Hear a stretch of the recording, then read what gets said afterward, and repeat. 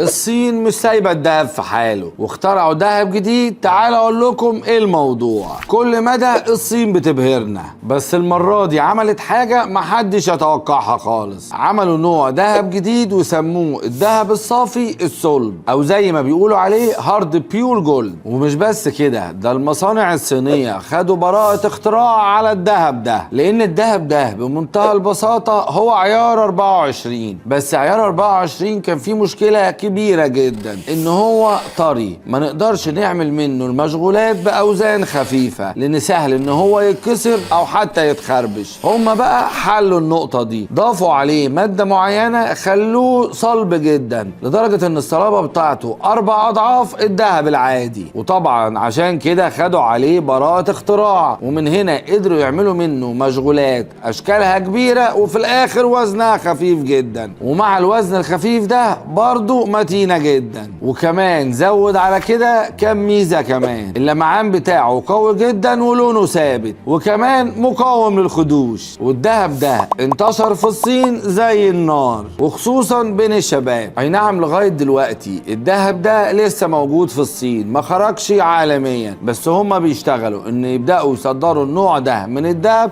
لكل العالم. وبس كده، اكتبوا لنا في الكومنتس تفتكروا النوع ده من الدهب هينزل مصر امتى؟ ولو نزل مصر هتشتروه ولا هتخليكوا في العيارات اللي احنا عارفينها؟ كان معاكم دكتور ياسر الطويل، وده الجواهرجي. سلام.